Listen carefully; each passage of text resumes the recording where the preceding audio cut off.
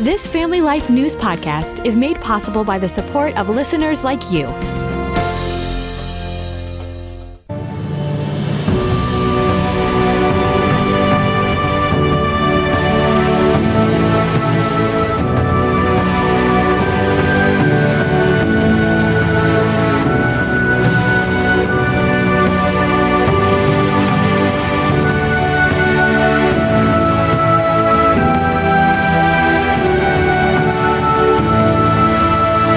Good afternoon and welcome to a special Memorial Day edition of the Noon Report. I'm your host, Bob Price, and we're setting aside our regular programming today to bring you a tribute to the troops, the men and women in uniform who've given their lives in service to this country. We've entitled today's special, Honoring the Fallen, and in a minute you'll hear from the chaplain at the Bath VA in Steuben County, New York. He's going to talk about Memorial Day etiquette and why this is not a day to say thank you for your service. Also, we're going to stop by the Teaching and Learning Institute and get an update on last week's school budget vote in New York from Dr. Ralph Kerr. Later on, we'll head to Harrisburg and hear from Dan Barkowiak at the Pennsylvania Family Institute. He's going to talk about why adult use recreational marijuana is a bad idea for the Commonwealth. After that, we'll circle the wagons and bring you the conclusion of our conversation with Chaplain Matthew Suter, a former Marine turned spiritual advisor to the troops. But let's start by having our guest explain what Memorial Day is and what it is not. Here's more of my conversation with Matthew Suter. Matthew, we are so pleased to have you with us today. It's Memorial Day, but unfortunately we have to begin with a little Memorial Day etiquette because a lot of folks confuse Memorial Day with Veterans Day, which is a common thing. But if you would explain the difference a little bit. Yeah, thank you for this opportunity. So Veterans Day began at the conclusion of World War I. At the time, it was called Armistice Day. That was the day the shooting stopped to end the most terrible war the world had ever seen up until that point. So Memorial Day is different. Instead of a day of feasting and celebration, it should be rightly understood as a day of mourning, a day for grief.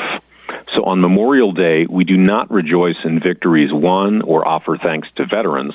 Instead, we set aside the day to remember the troops who did not return home.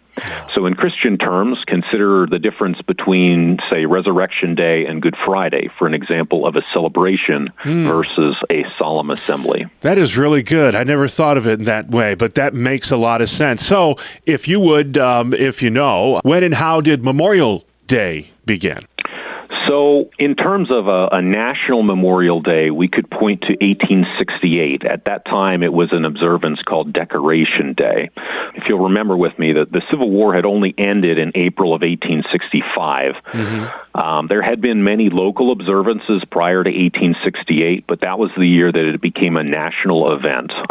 There was a large national organization called the Grand Army of the Republic that sort of spearheaded making it a national observance. And so the day was set aside for placing flowers upon the graves of dead soldiers and I love this part, praying for the arrival of permanent peace. Some have suggested that Waterloo, New York, which is not too far away, is kind of the birthplace of what we now know as Memorial Day. There's some controversy there as to who can actually claim it, but do they make a good case, Matthew? Yeah, I mean, I think, quite honestly, places all over the country were deeply affected by the Civil War. Yeah. Everybody knew they needed, it's a human need to grieve, to memorialize. And so the fact that it started in many places across the country sort of simultaneously, completely valid. It's easier to measure the history by when everybody started doing it on the same day. And so that's why I decided to land on 1868. Yeah. And today is a day where people will say the unofficial start of summer. So we've got picnics and parades and everyone's off from school and everyone's having a good time. And, we're just living it up and yucking it up. But then again, we think about what this day is, a day to almost, as you said, grieve. leave. I'm married into a military family, so I'm around military people all the time. When I go up to them today and observe Memorial Day, how should I do that? So Memorial Day these days, flowers are still placed on graves, often at formal ceremonies using wreaths. That'll actually be happening on Memorial Day here in Bath at our cemetery as well. The day is perfect for gathering with loved ones to consider the cost of the freedoms we have. So if people like you have family or friends who died at war, recall those deceased people to mind. Consider visiting their graves. One of the best ways for us who are living to avoid war in the future is to remember how much it cost in the past. And so this is especially important to troops who saw one of their friends die. They don't want to hear your thanks on Memorial Day. Veterans want to remember the comrade who quite possibly took a bullet or shrapnel for them, that might have hit them instead. Yeah. That thank you for your service line is great, but save it for Veterans Day. Right. Or Armed Forces Day or Flag Day or July 4th. We have lots of holidays to celebrate and thank troops. Memorial Day is different. Yeah. You had mentioned the Civil War. What an awful war that was. I love to read up on stats and statistics and figures and trivia, and I read that nearly half of all the Americans who have died in war died during the Civil War. Almost half. World War II, a close second, followed by World War I, then Vietnam and Korea. The Revolutionary War took the lives of approximately 25,000 people. We won't call them Americans because I don't know if they were yet that officially. And then you compare that to like the wars that you saw action in, Matthew, and War on Terrorism, which has claimed approximately 7,000 lives. So by comparison, when you look at all these different wars, it seems to me at least we're surviving war more. Do you agree with that? And if so, why is that, Matthew? That's definitely true. And war is more survivable, if I can say that, for a number of reasons, actually. It's not any one reason. So the most significant is related to disease rather than combat. So for one example of this, consider the First World War. That was in the 19-teens, right? Yep. American combat deaths were in the area of 51,000, while disease claimed 63,000. Wow. So this was also the case in every war prior to then. The fact is, when you take hundreds of thousands of people and put them together in one place with inadequate hygiene, people are going to get sick and they're going to pass it around. So by way of another example, and this one very much more contemporary, Marine Corps basic training is 13 weeks long, right? So every single member of my platoon, which was like 80 guys, was sick for part of those 13 weeks. I actually completed my swim qualification with an upper respiratory infection that ensured I couldn't get a full breath of air. That was kind of challenging. Yeah. So I had the advantage of access to showers and to antibiotics and to doctors, but that wouldn't be guaranteed in a war zone, and it was non-existent for most of history. Yeah. Keep in mind, too, that war is a 24/7 event. So for somebody to get a shower or to visit a doctor means somebody else with a weapon has to keep watch so that can happen. The Civil War was actually the first time we had any idea about microbiology, and we didn't know very well what we were even looking at. So an example of that actually from the Civil War Museum in Harrisburg, they discovered that if they amputated a limb that had been hit, like say you get shot in the lower arm or the lower leg, they would actually choose to amputate most of the time, even though there's no reason to remove the limb. Now, the reason that they did that, they would amputate on an angle and they would fold over the flesh to use the body as its own bandage. They didn't know why this worked, but when they did it, infections were less common. That is Chaplain Matthew Suter at the Bath VA in Steuben County, New York. And if you're just joining us, this is a special Memorial Day edition of the Noon Report. I'm your host, Bob Price, and it's our tribute to the troops, honoring those who've given their lives in service to this country. We'll get back to Matthew in a bit, but first, an update on how last week's school budget vote went in New York. Here's Dr. Ralph Kerr at the Teaching and Learning Institute. What were were some of the main reasons why budgets were defeated this year, Ralph? Well, let me go first with some of the reasons why they passed. And if you just take those, 99% of the districts were within the tax cap, and the average increase was actually just a little over 2.6, which is reasonable, I think. Mm-hmm. But then other districts that were trying to get an increase larger than the tax cap, they had to get 60% approval, and that is really a tough mark to get. 42 districts in the state did that, and 17 of them actually failed, and some of them by huge numbers. Some districts were like 2 and 3 to 1 no's versus yes. One district, interesting enough, that was trying to get a 60% vote actually got a tied vote, which would have lost even if they'd had just a simple 50%. Yeah, I saw that. Prattsburg, right? In Steuben County. Absolutely. Yeah, 111 to 111 was the vote. That's amazing. Yeah, that is pretty amazing. So now the school boards have to really decide. They have a couple of options. One is they can hold a revote on June 17th and either put up the same budget or reduce the budget. But again, in the districts where they're over the cap, they have to get the 60%. If that doesn't happen, then they're forced to go to a contingency budget, which is really tripling. It's going to involve some major cuts. And also under a contingency budget, the administrative costs cannot increase at all. Wow. So the districts have either got to put up an amended budget or hope that they can put up the same budget and then get more people to vote yes, which is going to be a challenge in some of those districts for sure. Well, I want to talk about the school board vote in a minute, but first there was another ballot initiative, not in all the districts, but in a lot of districts. I know where I live in the Corning School District, this came up, this purchase of electric buses, and statewide it seemed, Ralph, that voters are not at all interested in going electric.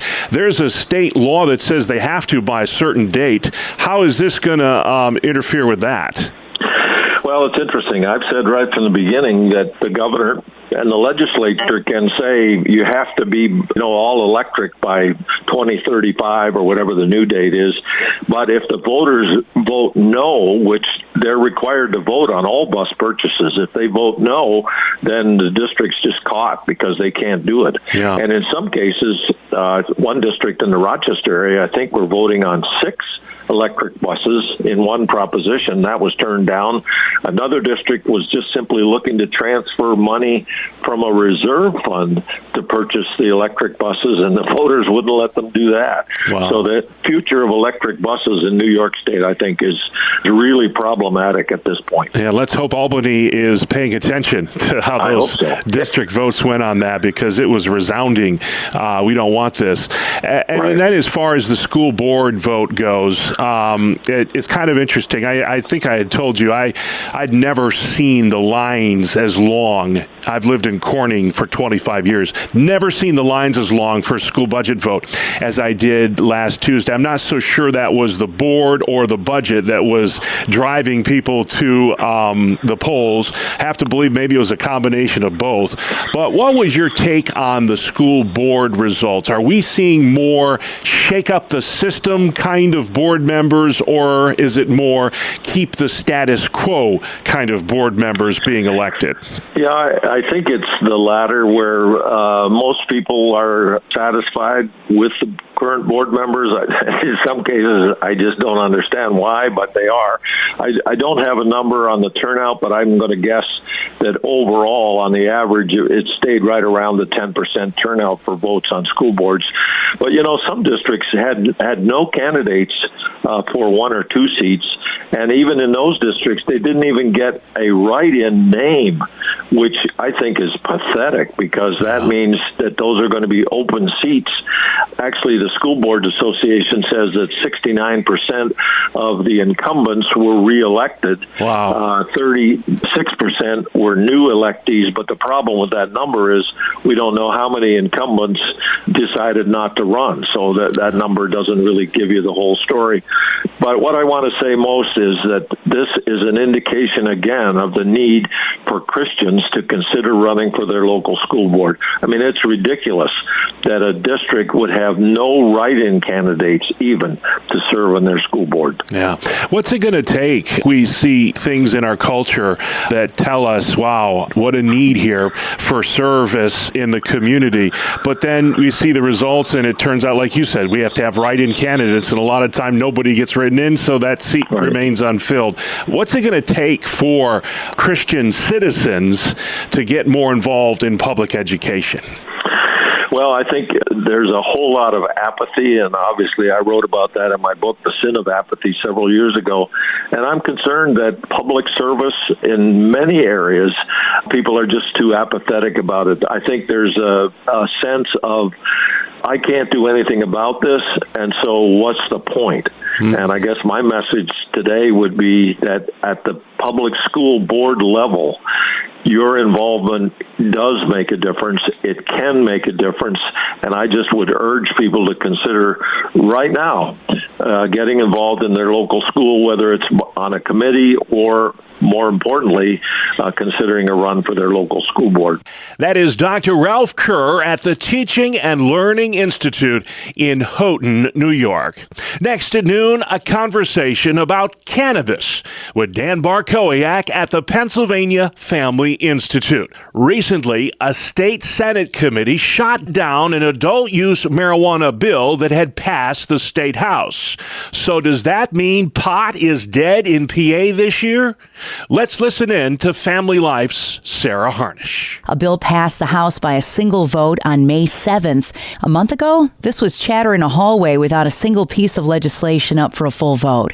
What's going on? In a matter of just days, a 173-page bill was advanced through our Pennsylvania House, all Democrats voting yes, all Republicans voting no. Ultimately, it's taking a commercialized sale of industrial marijuana, high potencies. What we're seeing with mental health, what we're seeing in schools, healthcare, so many problems in states legalizing this. Sadly, we're seeing more addiction for profit being the priority in Pennsylvania, at least in that vote. So certainly House Bill 1200 that is doing this, looking to have state stores being the model that it's shown. And frankly, too, it also had a provision that's unconstitutional that is virtually going to force any municipality to have a pot shop. It really is some of the worst that we see in politics, the rush job forcing this upon communities. So there really is just a lack of understanding of the harm that this is bringing. Even Governor Shapiro was all about, this is about economics. Really, that should not be. It shouldn't be dollar signs as the lens. It should be what is the best for public health, safety,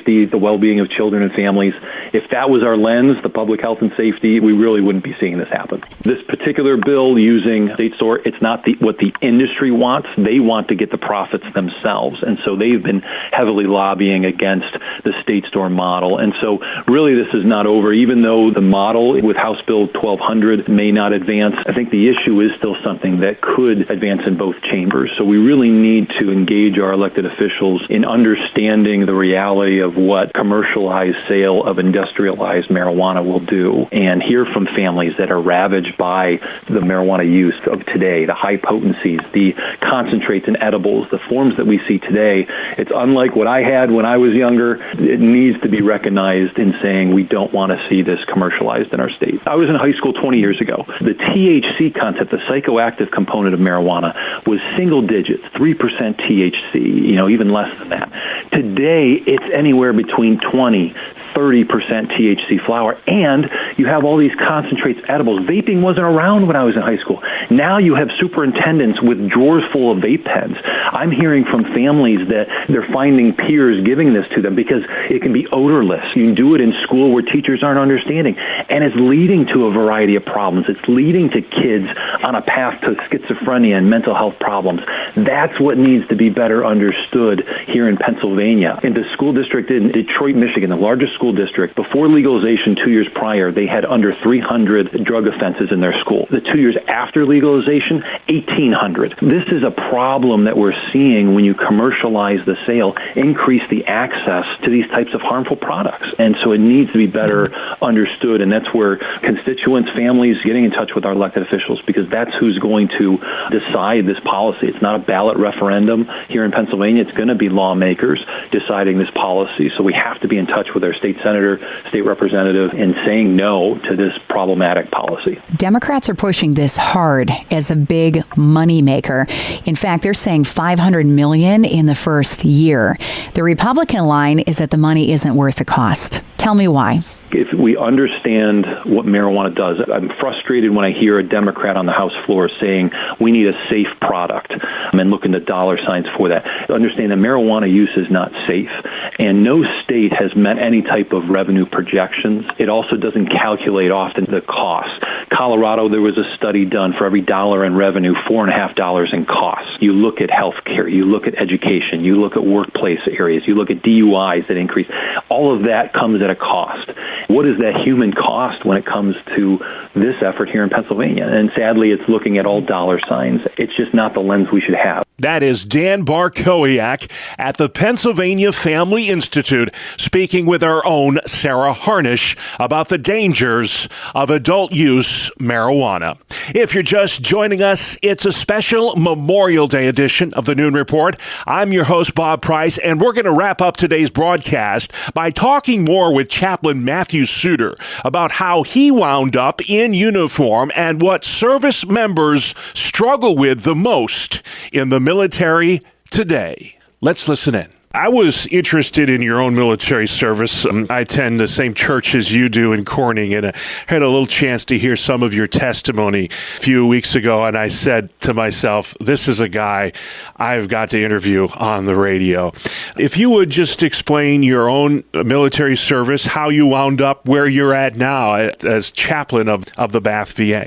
Right. So I grew up in a Christian home, went off to college, and while I was there, I stopped going to church. It just wasn't my home church, and I didn't make it a priority. That process eventually led me to enlist in the Marine Corps Reserve in 2005. I served until 2011.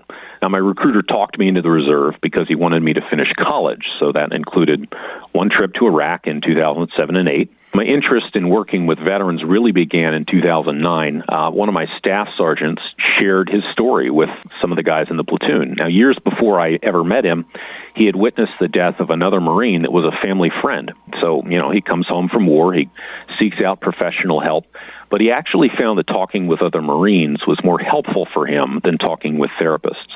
Now, civilian therapists are very good at what they do. They mean well, but troops just don't feel that they can talk as freely. So my job allows me to combine the two, both the professional side and as a comrade in arms. Now, for my part, I was until the fall of 2009 what you'd call a carnal Christian. I was too sinful to thrive in my faith, but too godly-minded to enjoy my sin. I knew all of the truths from childhood, but I had always gone to church before leaving my parents' home. But I was powerless to live the way I knew I should, and too ashamed even to pray. So that meant I was miserable almost all of the time. I didn't fit in at church. I didn't fit in among Marines. And that year, 2009, was when Jesus intervened in my life. He set me free from my destructive habits. He defeated my sin so completely that my desire for it was gone. What a gift repentance is. Yeah, it is. And we're going to talk more about your struggles in a minute. But back to the VA and the Bath VA. It's just an amazing cemetery. There's a museum there as well, and hospital for veterans. It is the final resting place, I believe, and correct me if I'm wrong, Matthew, about 16,000 veterans. And I believe dating back to the War of 1812 even, there are remains there at the Bath VA. If you would explain its history and how it got to be a national cemetery.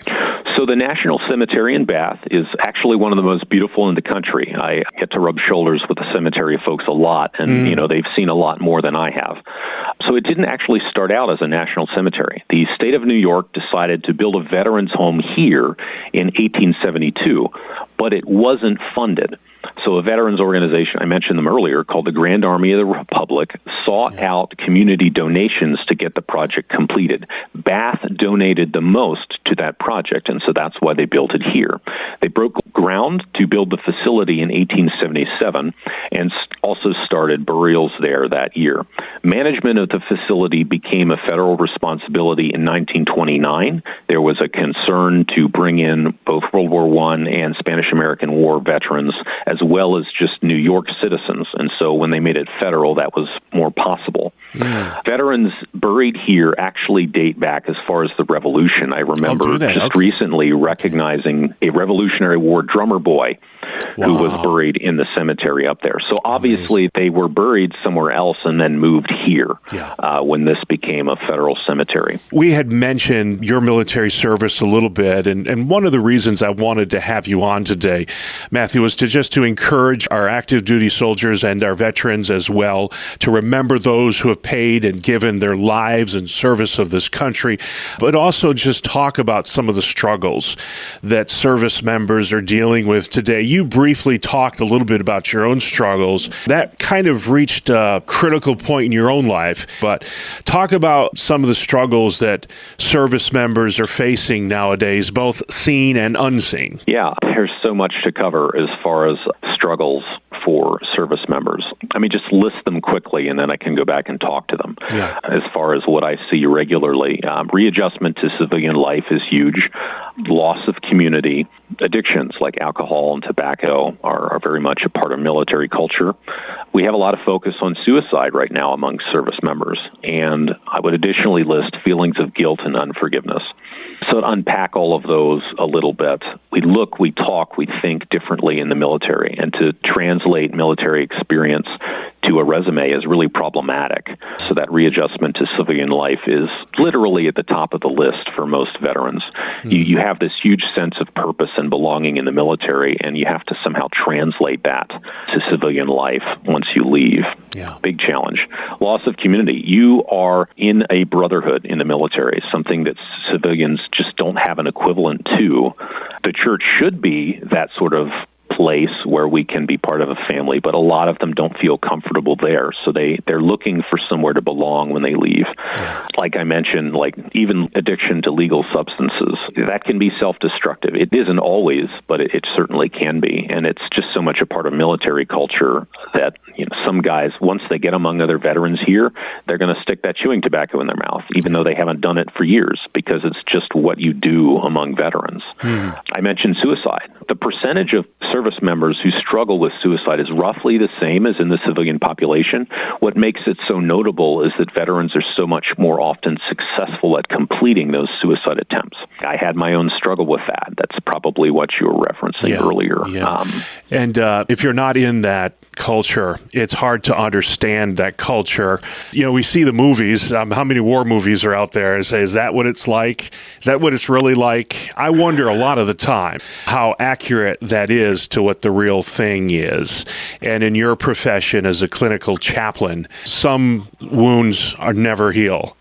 Sometimes it's the amputations that are easier to heal than the psychological things dealing with the military. Can you talk to that at all? Yeah, I mean, the reality is we have an understanding from how we grew up about how the world works. And so we have very good, very biblical ideas that, God is good and he is all powerful and he has all wisdom. And then you go to war and you see things that should not be, full stop. Like what I just witnessed shouldn't happen ever anywhere, and yet I saw it or I was a part of it sometimes, right?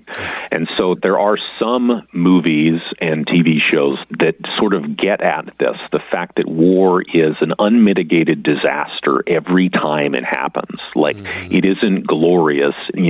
We play the music, we have the marching bands, but that's not what war is. It's almost a coping mechanism. It's like, war is like a famine or an earthquake. Like, it just destroys everything it touches. Well said, Matthew. I could go on for another half an hour here, but I just want to give you the microphone in conclusion as we remember those, our friends, our families who are no longer with us today because of that sacrifice, because of that courage.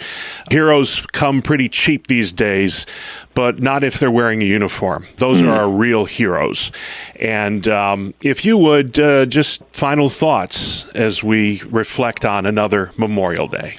So societally, we have a false belief that Christianity is something that can be pursued individually. I myself was one of those lone wolf Christians in the past, and it almost destroyed me. Recall with me that Jesus set out to build a church. That's another word for a community, assembly, or gathering. Authentic Christian faith demands we gather with others, and it's in the friction of these often messy relationships that our growth happens.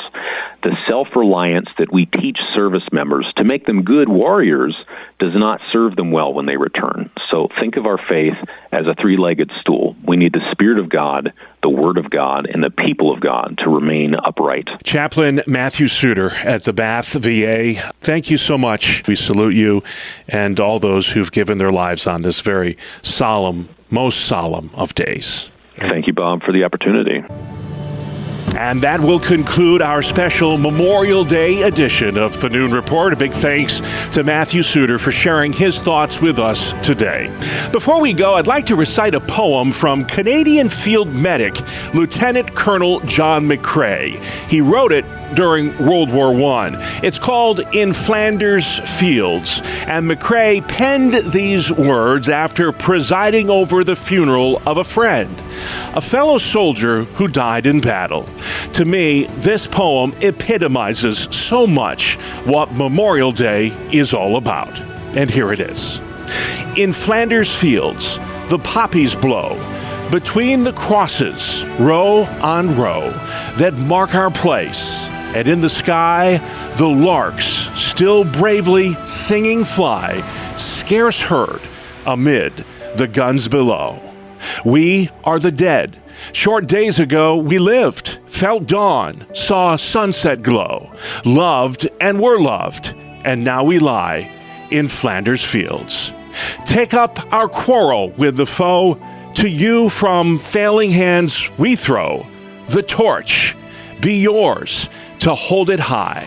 If ye break faith with us who die, we shall not sleep, though poppies grow in Flanders Fields. That's a poem by John McCrae, a Canadian field medic during World War I.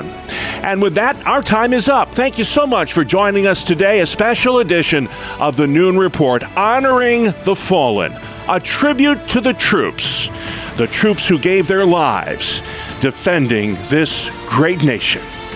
I'm Bob Price, Family Life News.